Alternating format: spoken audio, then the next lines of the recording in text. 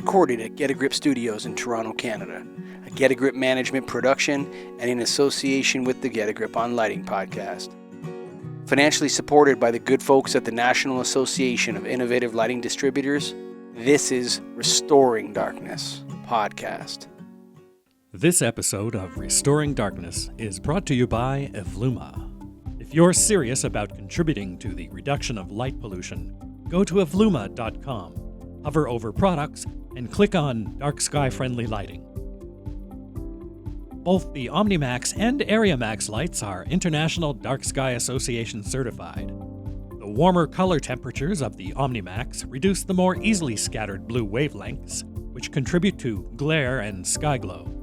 With AreaMax lights, you get full cutoff, which also means no uplight and a significantly reduced contribution to sky glow.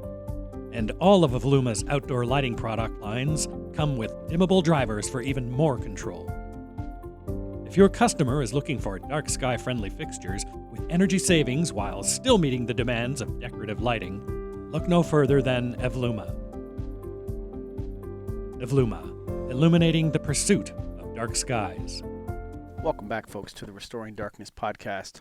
On today's show, I have Michael Marlin, aka he goes by Marlin, has been actively involved in dark sky advocacy for 35 years. Initially as a theatrical director, producer of an international touring show that raised awareness of the loss of darkness due to light pollution, LUMA, Art in Darkness, and today as a dark sky ambassador for the International Astronomical Union and the International Dark Sky Association.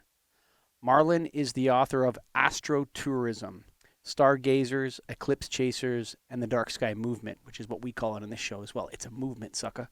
The first book on the topic of the new emerging market of star tourism. Isn't that interesting?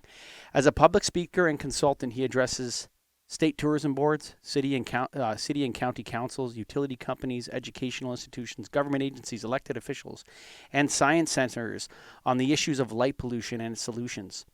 Because of his decades of work on stage, he is a seasoned and effective communicator of complex subjects. And I watched his TED Talk. It's good. He does a lot in 12 minutes.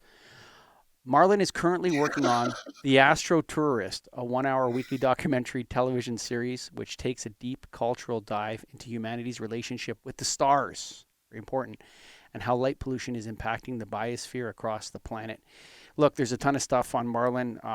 Mind of Marlin, at Mind of Marlin on Twitter. His website is mindofmarlin.com, all available on the Restoring Darkness website. If you want to go check it out there, you can click and find all that stuff for him right now. Marlin, what's happening, brother? It's all happening at once. Isn't that what they say in quantum? Yeah, and it's that's true, actually. And when you observe it, you change it. So that's right. Let me ask you a question just to start it all off. Is light pollution, or is it a metaphor? Well, if you look at what it takes to actually create the light, yes, it's pollution. There are greenhouse gases created. What about the light itself?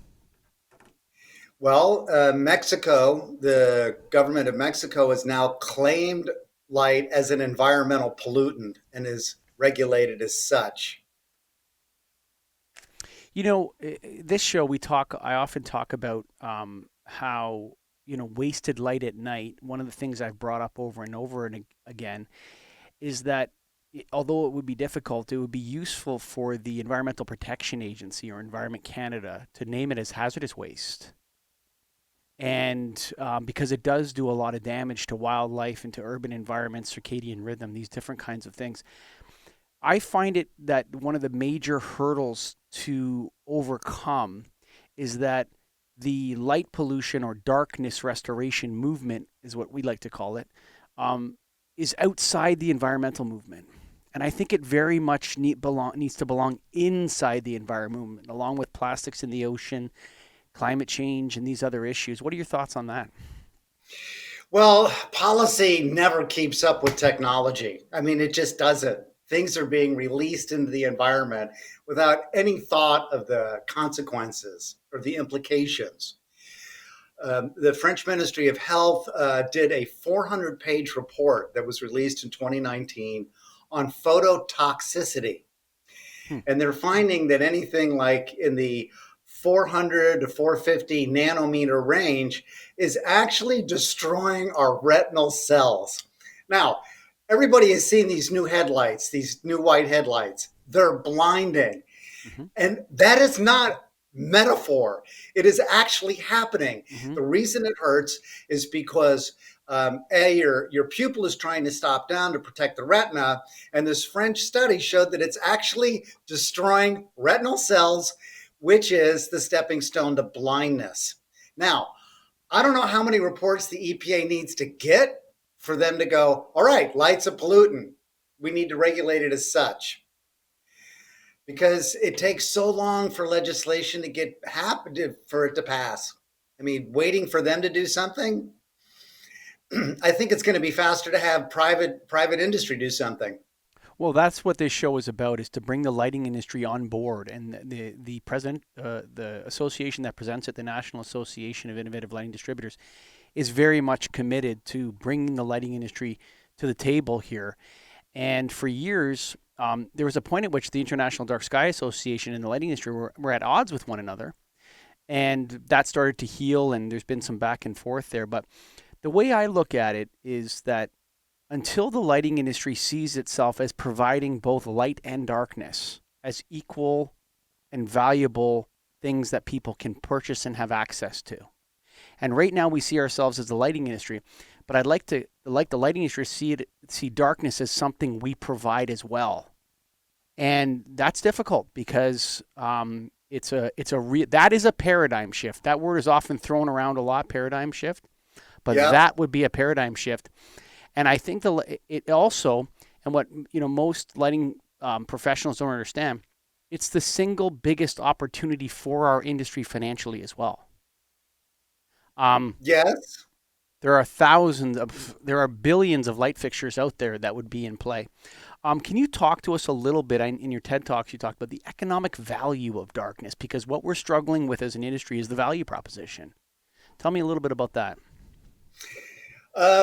Thank you for the question. I just got finished doing a presentation of the 15th European Dark Sky Symposium on Astrotourism. And one of the slides that I used was a blank piece of land. I say, what is this land worth? And you can say, okay, just for argument's sake, it's $20,000 a hectare, all right? 20,000 euros. Now, if water is discovered on that land, now the land's worth 30,000 euros. If zinc is found on the land, now it's worth 300,000 euros a hectare. If gold is found, $300 million a hectare. If diamonds are found, $3 billion a hectare, right? Mm. So for anybody living under a dark sky, you're literally living under a diamond mine. The reason I use diamond is because the twinkle, like a diamond in the sky up above the world, is so high. When people realize that there's an economic value to a pristine dark sky, they will protect it. Mm. Just like the rivers in Idaho, they've been dammed for years, and the salmon population has fallen off. And they realized, wow, we really make a lot more money when salmon fishers come here. Mm-hmm. The anglers, right? We make more money doing that. So they're taking the dams apart to bring back those anglers. So when you start to have to get the market to move, to get the society to move, it's going to be a market and a monetary value that's going to drive that. Not the higher angels of ourselves. No, we're driven by money. That's just the way the market works. So right now, the only study that out there that I'm aware of was one that was done by Mitchell and Galway, two doctors of economics from Missouri State University. They did a 10-year study on the Colorado Plateau and found in that forecast that $5.2 billion, that's with a B, $5.2 billion would be generated from dark sky tourism. And another $2.4 billion in job creation, like 10,000 jobs per year. I mean, those are staggering numbers when people realize, wow, people are actually going to come and see this. So the people who live under a dark sky now, they think everybody else sees the same thing. 80% of North Americans can't see the Milky Way. More and more people are traveling to see this dark sky. So this is a huge boon for those people who are trying to protect the night, where they live, and a slow way to push it back from the periphery in areas where it's kind of like just a little bit on the edge. So, yeah, I think it's markets that are going to drive this conversation much more quickly than policy. It's interesting that I think Canadians are overrepresented in the dark sky conversation because most of Canada is a dark sky area. Yes, So yes. you don't have to drive very far north until you start seeing, like, there's a dark sky preserve in Napanee, Ontario, just north of it. But it's really just keep driving north. The dark sky preserve just keeps going from there. Right. You know what I'm saying? And so as a Yeah. child, most Canadians going to summer camps or that are my age, at least in their 40s, would have had regular access to this spiritual experience on a consistent basis. And then to discover that most Americans my age have never had an experience like that is quite shocking, and I think it's why we are overrepresented. But I find the case. Is there anything that you've come across that, besides the tourism argument, which I think is a valuable argument, but that's really a government, that's a larger entity argument. Is there anything that you've discovered in your travels for someone in the lighting industry talking to a customer? Very difficult. And I'm the host of the Restoring Darkness podcast, and I've never been able to talk a customer into purchasing dark sky friendly lighting. They all want high brightness LED glare bombs. Is there anything that you can contribute to that conversation that might help Yes. out the lighting distributors? Yes. One of the things I point out, and I got the city of South Lake Tahoe to change their direction after listening to my presentation. They were about ready to install 4,000 Kelvin lights. And then after listening to it, they decided to go to 2,700 or lower. Mm-hmm. And they want to become a dark sky community. So safety is an issue when you go for the lower color temperatures. And the reason safety is the issue is a super bright light bomb is going to create glare. Mm-hmm. You can't see past glare. Our eye is going to adapt to the most bright light in the space. So your night vision never has the opportunity to kick in. When I presented to the Bellevue City Council, I mentioned the glaring acorn lights. And they had gone to, I think, 4,000 or 5,000 Kelvin. And one of the city council said, I almost hit somebody in a stoplight. Almost hit somebody in the pedestrian walkway. Mm-hmm. Because they couldn't see, because their eye was stopping down to protect the retina, so they couldn't see the pedestrian. Mm-hmm. So another thing that happens with these white lights, they're actually blue. They just appear white to our eyes. Those short blue wavelengths bounce around in the atmosphere and any kind of particulates. So fog lights, anybody out there listening, watching, fog light is an amber light because it's a longer wavelength. Mm-hmm. And it penetrates mm-hmm. fog and rain much, much better than a bright white light.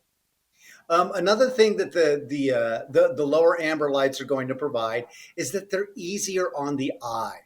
I have a theory. It's just a theory. It started as a hypothesis, and after I talked to an ophthalmologist and an astronomer, it's now a theory. Our species evolved over the millions of years that we've been Homo sapiens. And our ocular nerve evolved being exposed to sunlight, starlight, moonlight, and firelight. Okay, the occasional lightning flash. But that's it. That's it. So our eyes, our ocular nerve has been evolving over millions of years to adapt and adjust to those types of light. The new light that are coming online, the electric lights since, the 19th century, and now all these white LEDs, our nervous system doesn't know what to do with it. Mm-hmm. And that is why these white lights, there's another argument for that. It's like your white light is going to fool the body thinking it's daytime. So it's going to throw off your circadian rhythms. It's going to suppress melatonin, which you need for sleep. Mm-hmm. The AMA did a study in 2016 saying that anything over 3,000 Kelvin has now been essentially linked to maladies such as obesity, diabetes, sleeplessness, depression, some forms of cancer. So this is our nervous system taking in this new frequency of light mm-hmm. and finding it very detrimental to our overall health. I couldn't agree more. There's a reason why when you're stopped by a police officer at night, they shine a bright flashlight into your car window so they can see you and you cannot see them. And so this effect is pervasive, it goes both ways. So if somebody's driving a vehicle down a road and their headlights are super bright, they're like the cop with the flashlight. But what they don't Yeah. understand is that other drivers are less, their visual acuity is being lowered by that. Another Yes. example of this is when you have like you're walking down the street at night and you see someone having a party in their living room. You can see everything going on in that living room, but the people in that bright space cannot see out into the darkness. And so Yes. these kinds of effects are real, and I don't know if we know how to measure them correctly. The next We comment, do. We do. We do. okay. A spectrometer does that. A spectrometer can measure the light frequency. They're not cheap, but Hmm. they can actually do that. I just want to make a comment on that. I'm here in New Orleans at Jazz Fest. I've got a bicycle. Hmm. I'm bicycling everywhere. And then somehow I ended up behind one of the trolley cars, which had one of these glare bomb lights. I had to go take another road. There was no way that I could Hmm. stay behind that trolley car and keep biking because it was hurting. It was hurting my eyes. And for anybody listening, if you're having problems, get yellow driving glasses. Yellow driving Mm. glasses, they're really cheap. Anywhere it has them. They're also called shooting This glasses. the But same it thing you do block. when you're looking at your screen at night. Those kinds of glasses that people wear to stop the blue I waves don't. from I their don't know iPod or about. I whatever. don't know.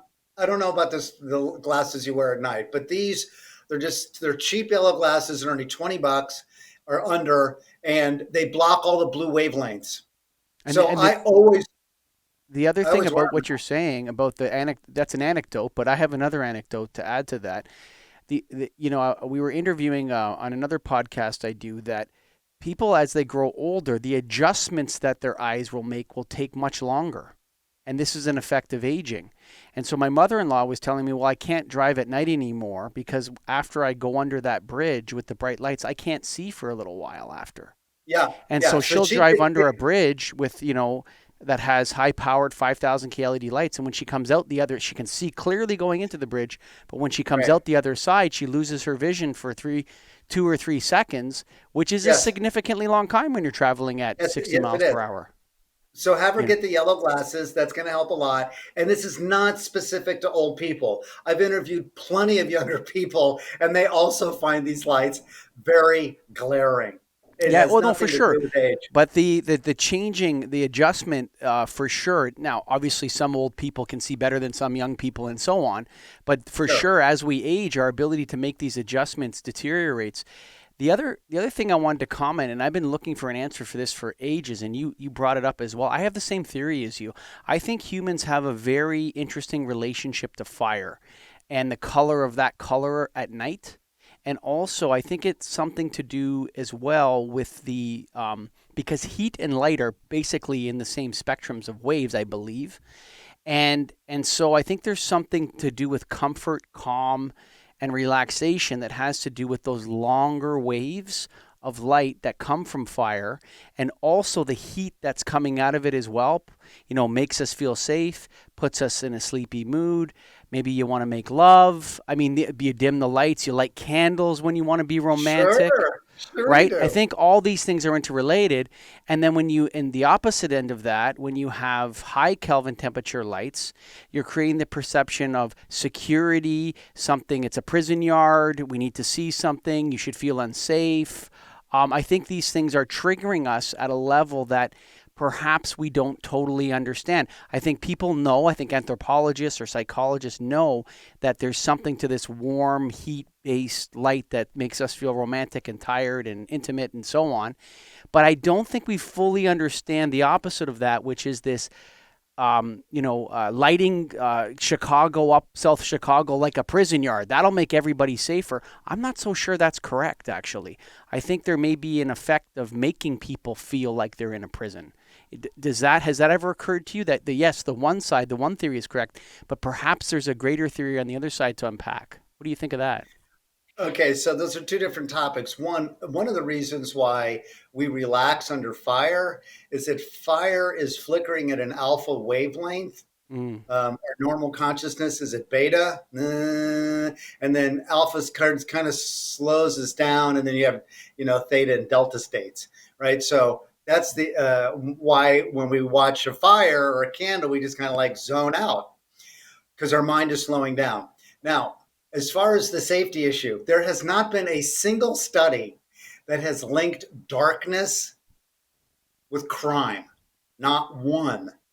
hmm, However, there have been studies that have shown that light actually can increase crime in some places because it makes it easier for the criminal element to look in a car, to look hmm, inside it, because the lights are hmm, shining in the car. You can see what's on the seat, as opposed to walking around with a flashlight, hmm. which makes you look more conspicuous. And the argument I love to use about light and crime, if light prevented crime, we wouldn't have any crime during the day now, would we? Hmm. Well, I think there is a relationship between, and I have interviewed again on the other show, Get a Grip on Lighting. I have interviewed an ex-police officer who studies the relationship between light and crime, and there is a correlation between certain types of crime and light that you can reduce it. But we don't have any idea what the maximums of those are. And I think we could also design for darkness within those parameters, if that makes sense. It's not like nobody's advocating for no electric light at night. That's not what No, anyone's we're not. That's not advocating what it's for. about. No. Yeah. Okay, so this issue about crime and darkness. One of the people every month as an International Dark Sky Association delegate, they bring someone to speak to us, and one of the people was a community designer, and he was saying that more crime is created not from darkness, but for the design where people were able to hide behind things. Hmm. Like they showed a couple of big, kind of like stanchions, the sort of like when you enter a park, you've got these big, you know, pediments that are set up with stones and whatever, and it says such and such park, right? Hmm. He says these are places where people can hide behind Hmm. coming into the park. It doesn't matter how much light you have on, you can Hmm. still hide behind those things. So Hmm. design and urban design has a lot more to do with safety than just simply lighting the place up. Because again, how many videos have we all seen of someone getting hijacked or carjacked right there in a gas station where it's as bright as day? It happens. I would, I would add a correlation, not a correlation, but something to that where and I don't want to go down this road specifically into the incident, but do you remember the Kyle Rittenhouse affair? I'm sure you remember it with Yes, yeah, yeah, the yeah. okay, you could see everything in that video, and it was the middle of the night. Like, think about that. Okay, so I think that there is. I've always wondered where there's these situations where there's rioting or where there's late night wrong kind of activity going on in the streets. I've often wondered to myself, like, I wonder if they change the color of those lights and dim them slowly, if it would cue people to go home. Because they've proven that you can cue using tunable lighting, tuning, and dimming. So they know that, instead of going into a visiting room at a hospital and saying, hey, visiting hours are over, if you just start to dim the lights slowly at 7 and start Yeah. to warm them, that people will go, oh, geez, you know what? It's time to go home. And I wonder to myself, like, these people were running around. It's bright, almost as daytime. You can see the camera beautifully. This kids are running around, and not kids, people are running around at night, attacking one another and acting crazy. And the justification from police always seems to be, well, we want to be able to see. But in Yeah, this yeah, yeah, yeah. Okay, situation, wait a minute. I'm going to stop. Yeah. Okay. I'm sorry, but that's bullshit. Okay. You can I agree see with you. it is. And okay. And the reason it's bullshit is this. Okay. You can see just as much at 2200 Kelvin as you can at 5000 Kelvin. Then now they're going to make the argument, well, what about color? Well, a lot of the new fixtures out now have a color rendition of 70 and upwards, Hmm. right? So that means you have the distinction between purple and blue, right? So Hmm. that's a fine line right there. Now, as far as the cameras being able to see people out in the street, I'm sorry, they have thermal imaging cameras right now where Mm-hmm. they're able to see things in total darkness. Mm-hmm. So the camera light ratio has nothing to do with that either, right? So this is an excuse that police officers use that we keep ourselves safer by having these bright lights. It's like, well, show me the data, show me the study that shows that. Now, this police officer, there's his anecdotal discussion about certain types of crime. We didn't really bring up what type of crime that was, did we? You just said certain types. Yes, I can't remember exactly what it was, but I think it is violent crimes are reduced by they by an increase of light. That's in my mind. Okay. Now, I think it's a correlation. Okay, so I'm not saying that I agree with the findings. I haven't read the study personally, but I believe the person that told it to me has integrity. And so, I wouldn't. But what I would say is that you could design the same system for darkness as well. Like you could Yes. design. I don't think it's an either or. I think you could say, okay, what kind of light level do you need? How many light fixtures Yes. do you need to achieve it? Can we use cutoffs? Yes. Can we use controls? Do we have Yes. these things? Can we achieve that same level? Nobody's advocating for no electric light. I think what we're advocating for is light that's not wasted. Just more intelligent light, Yes. better lighting. The argument I make here is like, if you're going to plumb a house, you got to have a license. If you're going Hmm. to electrify a house, electrician has to have a license. Anybody can stick up a light, period, Yeah, for sure. without any kind of credentials.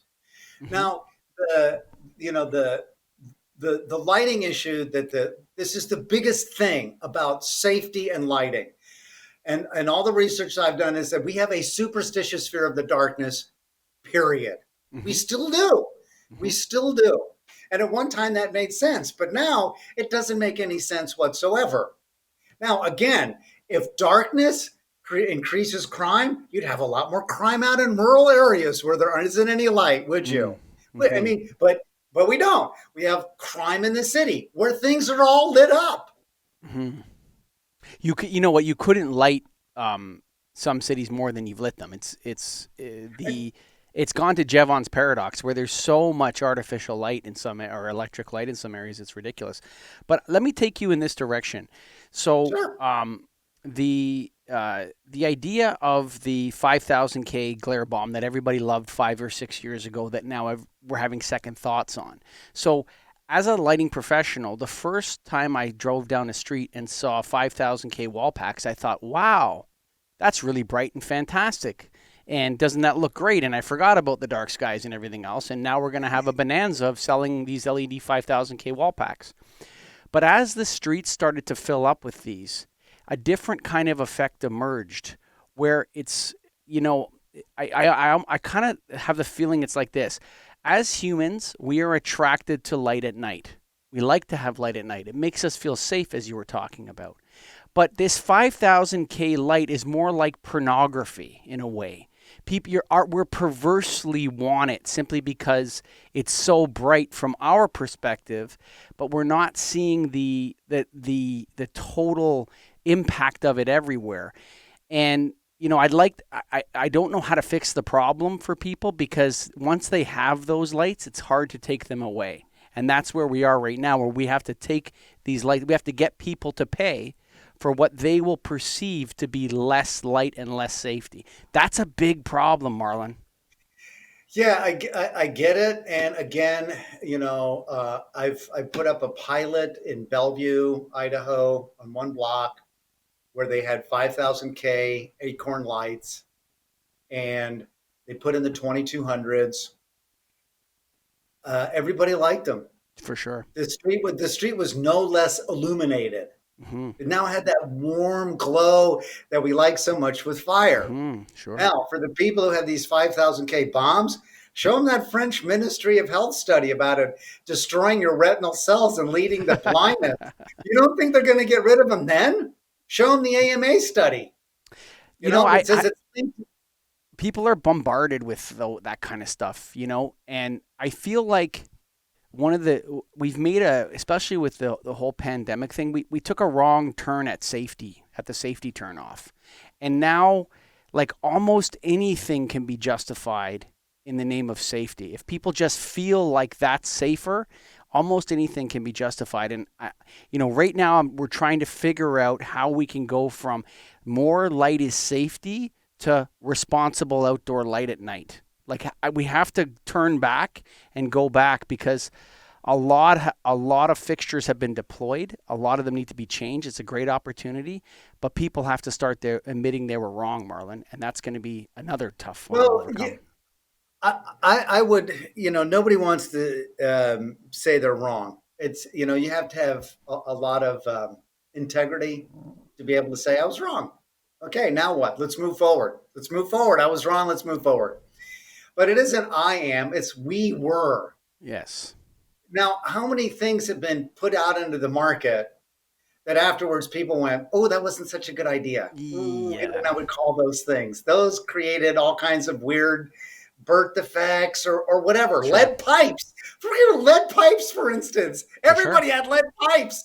It's like, lead pipes, they're really a problem. Oh, well, okay, let's get rid of them. So once, yes, people get bombarded, but they've got to look at the health. If they're interested in their health, then they'll put in a fixture that's going to support their health. How do we sell beauty? Because I think beauty matters as well. Because like you're talking about those acorn lights on a main street. Those are, when they do those 5,000K, they're so ugly. I mean, you can't even imagine how ugly that is. If you see, it's part of town, and where I live, they took these they had top cut off acorn fixtures where a little bit of light was allowed to go on the top of the acorn. The rest of it came down to high pressure sodium. They retrofitted them to LED, and it looks disgusting. It's so bright, and like you said, that blue purple, like that it's actually blue light, and I think, how do we sell the beauty of it? That's the other thing. Okay. Well, beauty is always going to be an aesthetic call, right? So, and the reason I say this is like, okay, I live out on the big island of Hawaii in the middle of the Pacific Ocean, and I moved there to be able to have the stars. That's one of the reasons. A guy across the street buys the house. He's not from there. He's from Houston. He has no intention of living in that house. It's just an Airbnb for him. He has installed 5,000 Kelvin lights which shine into my house now. And I can't do anything about it. So now I finally, it's like, okay, I got to get the laws changed. So I just did a presentation to the Hawaii County Council. And their whole thing is just like, yeah, light trespass, yeah, this, that. For them, it's about cultural preservation. And because the stories of Hawaiian myths are tied to the stars, it's like, oh, we got to protect the stars because we want to preserve cultural heritage. So as far as bringing people's awareness to it, I have always found that the headlight analogy, ask anybody about the headlights, I'm batting 1,000. Everybody says, yeah, those things are horrible. Sure. I've not heard anybody say, yeah, I like them. They say they're horrible. They're glaring. They're terrible. I go, okay, now imagine your whole city filled with those kinds of lights. And then a light goes off in their head, which, by the way, doesn't create any sky glow. But the light that goes off in their head is like, oh, well, if there's only 2 of those lights coming at me and it causes me that much discomfort, how much discomfort is being created when I'm in an environment and that's all I see? I can't escape it. So that's a way that I have found to get people like to wake up to this. Another thing has to do with, the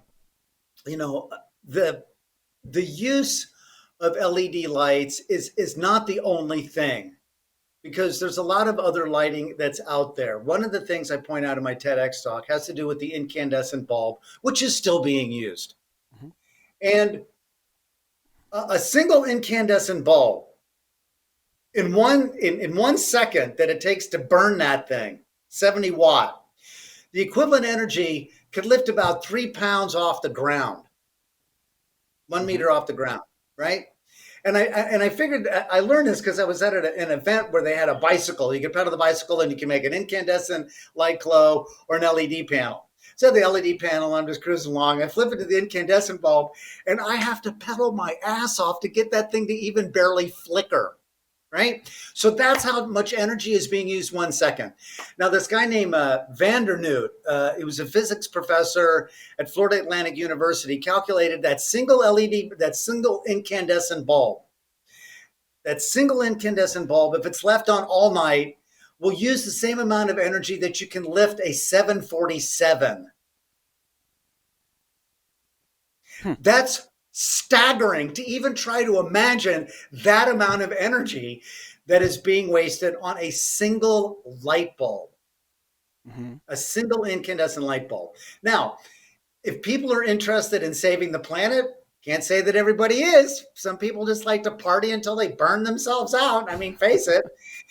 And if they're interested in saving the planet, you gotta start turning off the lights, because the lights are creating pollution, because it takes energy somewhere down the line, whether it's coal or whether it's petrol or whatever, to make that light burn. Well, So you know what? I'll push back a little bit there on you. Sure. And like I think the lighting industry has done most of the heavy lifting when it comes to mitigation of energy use. Like my own career, I mean, I've saved, I don't even know, hundreds of millions of kilowatt hours. My customers have, say, right? And I don't know whether I'm saving the planet or not. I don't like to, I don't know if that's what it is. But I would say that after all that mitigation and all that work we did and all the incentives and everything else, we still increased lighting energy. Like after all of that, the energy used for lighting continues to go up. That's right. And I look at it, I go, this enough with this bean counting mitigation. If you look at Jared Diamond, or you look at another guy, you remind me, some of your talk remind me of Michael Schellenberger. I don't know if you know that guy. He's running for governor of California. These other guys, you can't mitigate your way out of this. Like we need clean energy, and so we can use as much of it as we want to. And it needs to be priced right, or people need to be aware. One of the reasons why people don't turn off lights, and in my career I know this, is because they have no connection between the light being on and the electricity bill. I mean, people will wait in line for hours to save 10 cents a gallon on gasoline, but they'll forget to turn their lights off at night. Why? Because the two things are not connected in their minds. Their hydro bill comes in, it's $150. Oh well, Right. pay it. It's not like directly connected for them.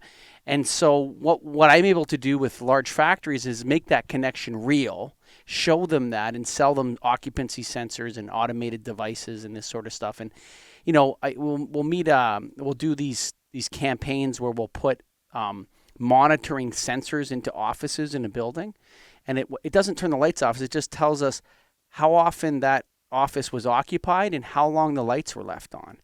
And two times in my career, when I was giving the first presentation, the president of the company or the CEO goes, people got to start turning off their lights. This is ridiculous.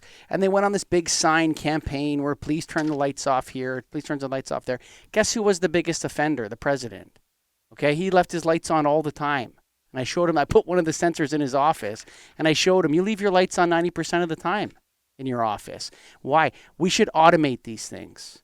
And so I would say, rather than, urging people to be cautious of turning lights off, we should make occupancy sensors standard in people's minds. My entire house, my kids, I'm going on a bit of a rant here, but my kids were my kids came home and they said, the teacher asked us in the classroom today in a presentation, whose parents is on their case to turn the lights off all the time, and every kid put up their hand in the room except my kids. And the reason why is because they never have to turn off lights in my house. The lights go off automatically when nobody is there, and they come on automatically when someone is there. That technology is 30 years old. It exists. It's easy to use. It's cheap. It's available everywhere.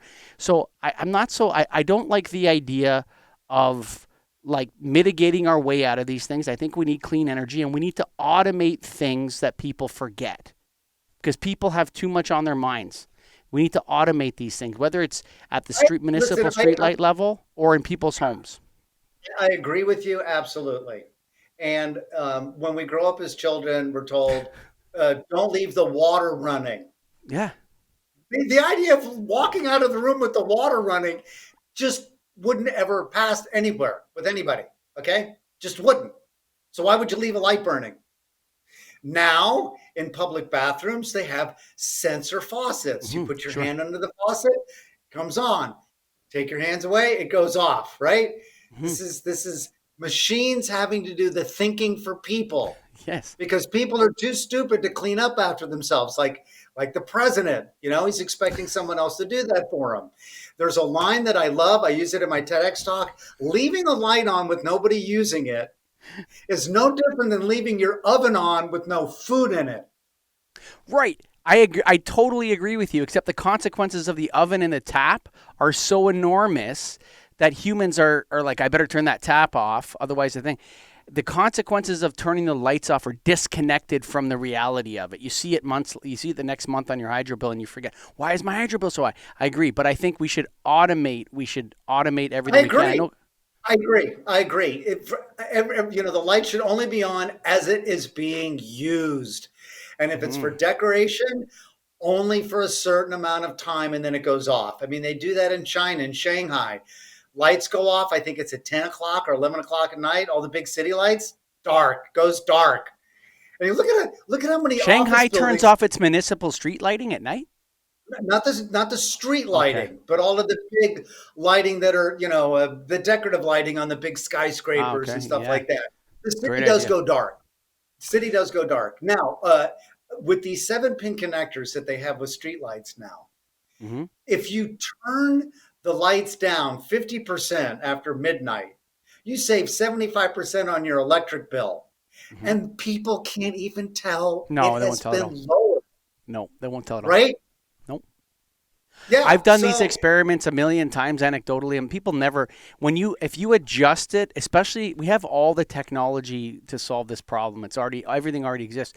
If you adjust it slowly enough, you can lower light levels by 80% and people won't notice the difference in a street Exactly. lighting application. They won't notice it if you just lower it slowly.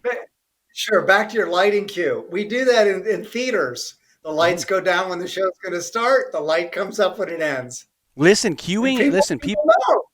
Oh, listen, the people talk about human-centric lighting and the health effects of lighting. I'll tell you this, what's emerged to be the most powerful in these arenas, the most applicable in the real world, is queuing. And I'll give you a perfect example of queuing. So Dr. Mark Ray, who works at Mount Sinai Light and Health Research Center, observed that elderly folks were falling when getting out of bed at night to go to the washroom. So if you just put a simple aux sensor under the bed, nothing connected to a computer, just a basic passive infrared occupancy sensor, and a little strip of tape light, 2700 Kelvin or lower, vertically mounted, and then a 27K light bulb in the room, not the fluorescent tube that is tripped by this, that vertical signal will tell that person's brain to stand up straight. And they reduced falls by 90%. Okay, Amazing. and it also because they didn't they're cueing the person to stand up straight. And then when he goes into the bathroom or she goes in the bathroom, they have a low warm light. Their circadian rhythm not messed up, so they can go back to sleep. Another one was the NICU wards in hospitals. Dr. Andrea Wilkerson observed by accident that the nurses, the number one benefit they said was, well, you know what we love is that when we go in the NICU wards, everybody's already awake and breastfeeding because the lights come on at 2000 Kelvin at a very low level and they go up to 3000 Kelvin over the course of the hour and everybody just wakes up naturally and then they're awake. And we don't have to wake people up and there's no crying and there's this and people just wake up naturally. And so queuing, I'm telling you, queuing is so powerful. I agree. Listen, I live in Hawaii in a very rural area. And when I go back to the islands, if I've been on the mainland for a while and I go back there, I wake up at dawn. It just happens. And people who come and stay there for a while, and once they get into the rhythm, they start waking up at dawn. It's just like you get sleepy. Like they call 9 o'clock Puna midnight because everybody's like, okay, it's been dark for a couple of hours now. It's time to go to sleep. And then you're up with the dawn, or actually before the dawn, just as it starts to break. My body becomes aware of that. So I cue on that. And as far as the stuff in the dark, I have these little glow rocks that I put around the the bathroom doors for my guests. I have a couple of Airbnbs. And so when you get up at night, you can see the little glow rocks and walk between those and know you're going towards the washroom. Look at photoluminescence is a very powerful technology as well. Oh, yeah. Way underused in municipalities. They could use photoluminescence for a lot of different issues, like paths at night. I mean, those photoluminescent rods, they can be installed outside. You can scrape snow blowers over top of them, everything, and they'll glow at night. So yeah, I totally. There's a lot of things that we're missing out on with technologies that are ready to go. I saw an article about someone doing some kind of cross breeding or something, but making trees that glow. I don't know about that Frankenstein stuff. I don't know, man, but maybe. Glowing trees. Now we're getting freaky. Well, yeah, using the photoluminescent cells that are found in plankton. Sure. So it's like, okay, well, but anyways. Yeah. You talk about in your talks the finish line. And I'm going to quote you because I found this quote to be very powerful. When we cannot see the heavens we belong to, we forget that we belong to the heavens. Yeah. Tell me about that realization. Where did that come from? Meditation? Like, how did you come across such a beautiful statement? That was my first epiphany about me getting involved with dark sky advocacy back in 1986. I was performing in LA and in Vegas, two of the brightest cities in the world. Sure. And in between is the California desert. And some friends of mine took me out to watch Halley's Comet go by. And we had to drive at least 3 hours to get away from the glare of Los Angeles. And there under the desert sky, I'm looking up at the magnificence of what I'm seeing. And the first thought in my head is, my God, this goes by unnoticed every night because people's lights are on. Mm-hmm. It's such a tragedy. And I created a performance art piece, my very first LUMA piece, using a sage bundle. And you light it and you blow on it and it would glow and it would illuminate my face on a dark stage. And if you hit it, it makes all the little embers fall off like a bunch of shooting little stars. And that was the question I posed. Do you know another star besides the sun? The Milky Way galaxy is billions of stars and it goes by unnoticed every night because our lights are on. Think of the irony of that light traveling millions of light years to reach our eyes and being shouted out right at the finish line because of a street light. And then the next line was, when we can't see the heavens that we belong to, we forget that we belong to the heavens. Amen. So brother. That was part of the journey. That was the first step, as they say, of the 1,000-mile journey. It's human history, you could almost take human history through the lens of our relationship to the stars. It's that woven through it all. I mean, the idea that the pyramid and the Sphinx looks at the Leo astrological sign or whatever, while the Sphinx is below the middle star in Orion's belt, and all these kind of powerful, all the different relationships to sunsets and sunrises and all these things that we have in our heritage. And I think that our present confusion as a species may be correlated or maybe connected to our inability to see the stars and have that experience of humility. Well, I don't know. The research I did in my book really made me so aware of how our species could not have thrived without the stars. The stars taught us when to plant, when to harvest, when the animals would migrate, when the fish would run, when it was time to gather eggs, when it was time to shear the sheep. It allowed us to navigate over the sea and over the land so we could spread our species. We could not have done what we did without our study of the stars. It would not have happened. So we are so inextricably linked to it, even in our DNA. When you think that over 100,000 lifetimes or 100 million lifetimes that the species has existed, in a single lifetime, we've lost our connection to the stars in one lifetime. So we have no clue what the implications or the consequences of that are going to be. We just don't know. I mean, we may have been getting something in our nervous system from viewing starlight for all these millions of years that we're not getting now. That could be some kind of a nutrient. Totally agree. I couldn't agree more. Plants, and even if are, it's a spiritual nutrient, like those types of things, like I don't know if you've read any literature on the exploration now. I think it's John Hopkins or some guys doing work with psilocybin mushrooms, or I don't know, one of those things, and people are having these experiences. But it's interesting, doing the Starving for Darkness podcast, and now the Restoring Darkness podcast. The experiences of somebody who's had a brilliant, unbelievable starry sky experience is very similar to somebody that's had experience with a psychedelic drug. They describe it the same. Yeah, they describe absolutely. it the same, like a connection. There's a connection going on. When you do psychotropics, there's an experience of expansion, of merging with everything that's out there. Right? So when you're out under a starry night sky and you're going, I'm part of that. And it's the immensity of it. It brings me back to I took a friend of mine out to see Into the Desert back in it was 85 or something like this. We were both working in Vegas, and we went out into the desert, and he had never seen the moon set because he grew up in New York and in upstate New York. So he never really get to see a distant horizon, and he'd never seen the Milky Way. And that's a tragedy. Yes, there are people who have experiences of weeping the first time they see the Milky Way. This is not just a singular experience, but a lot of people have had this.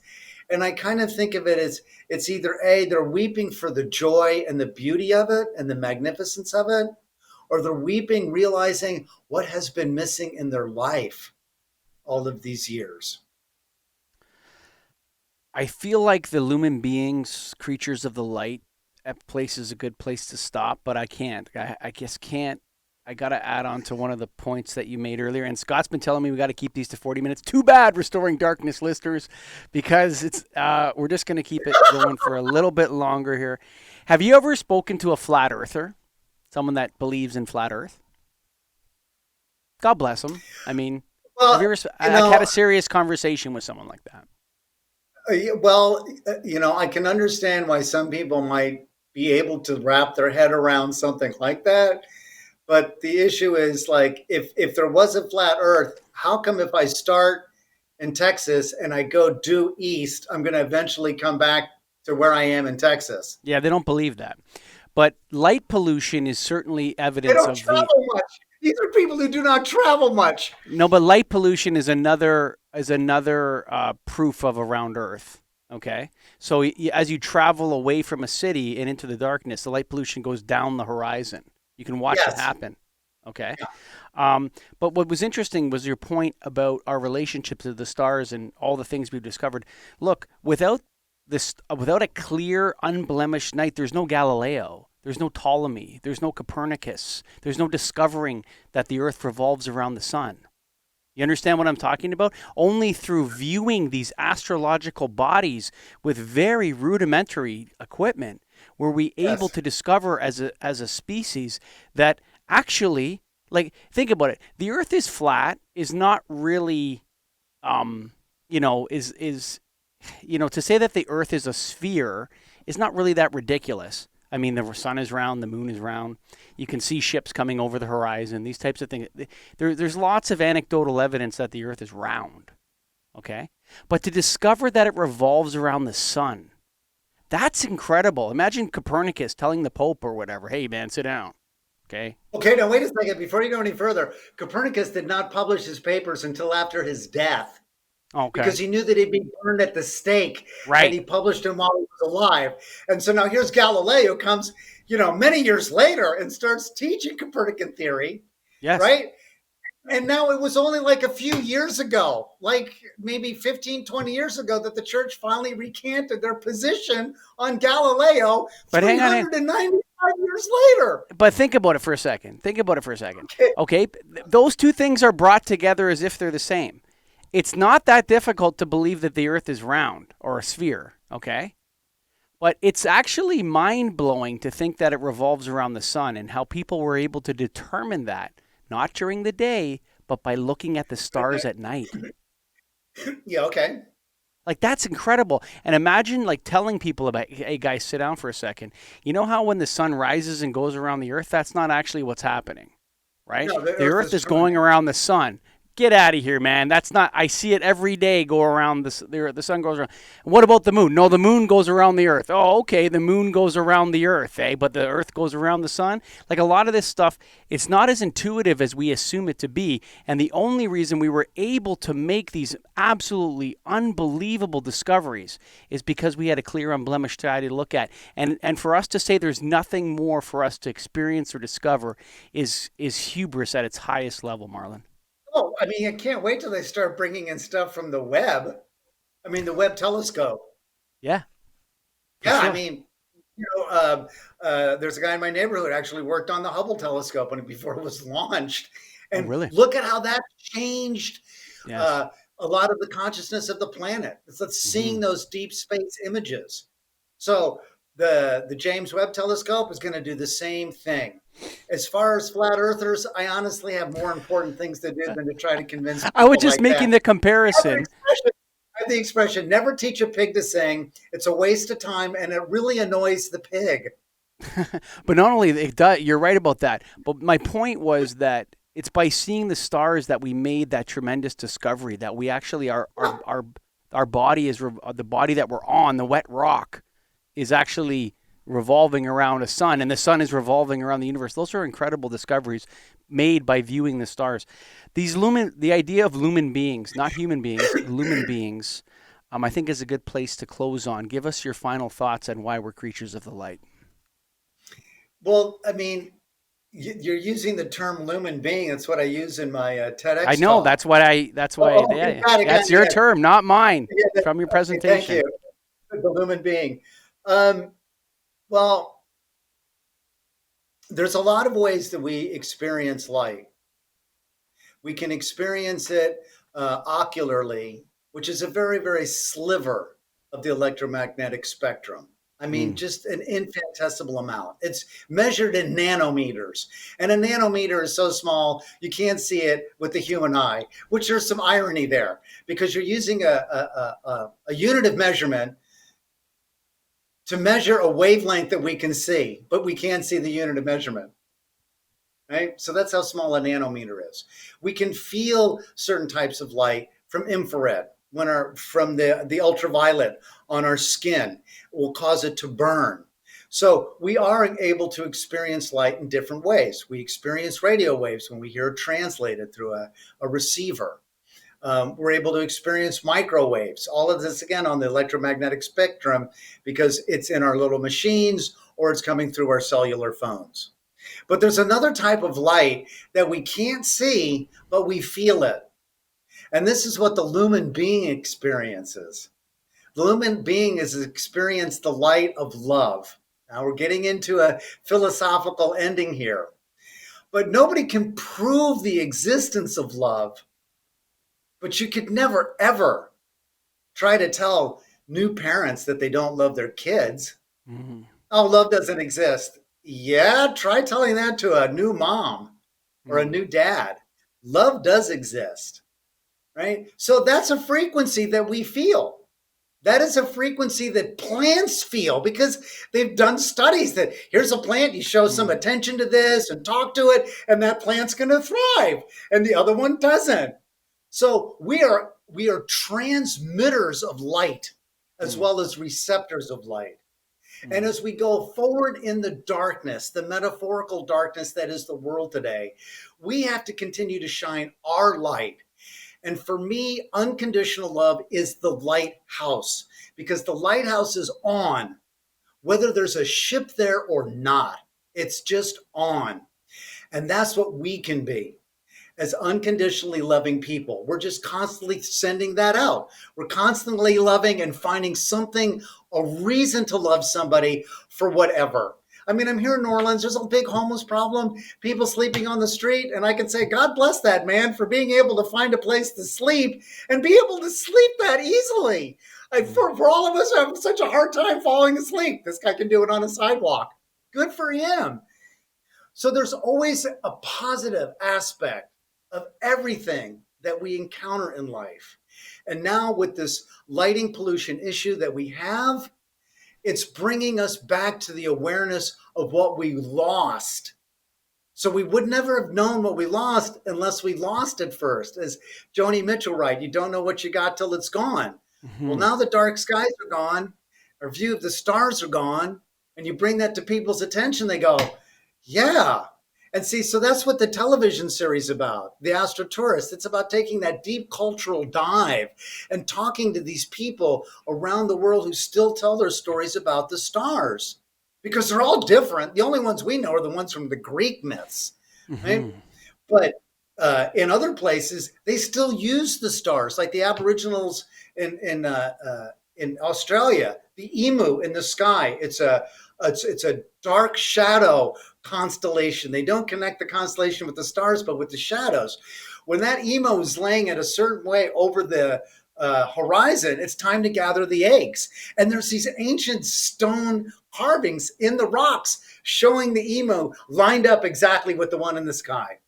So there's still places in the world where they rely on the stars to survive, to live, and we are now starting to reclaim that. And thank goodness that we are. And I appreciate you having this program to get this out to people. Otherwise, they would still be in the dark about light. Well, I thank you so much for being a guest, Marlin. And I'd like to encourage the Restoring Darkness listeners. I know I'm going to get one. And I'm going to send it to him in Hawaii to get a signed copy because I love a signed copy. Find his book, Astrotourism, Stargazers, Eclipse Chasers, and the Dark Sky Movement. And the star tourism is an interesting, it definitely, if you go to restoringdarkness.com and click on the news section on that, you'll see a consistently updated news feed there. And a lot of it is about cities and municipalities and parks deciding to go dark sky. Why are they doing this? Not because they want to make the star dark. Yeah, that's the reason why. Because it's financially profitable for them to advertise themselves as that. And so it's a win-win, especially for the lighting industry, folks. If you made it to the end, I know I speak on behalf of Marlin. His name is Michael Marlin. He goes by Marlin. Check out his book. And all his social media is on the website, but I thank you deeply from the bottom of my heart. Thank you for listening. Bye for now. Look no further for dark sky-friendly products than LUMA. Since its first product launch, LUMA has carried one or more International Dark Sky Association certified models. If your customer cares about light pollution, suggest the OmniMax with shielding or the Area Max with full cutoff to reduce uplight and glare. LUMA, illuminating the pursuit of darkness.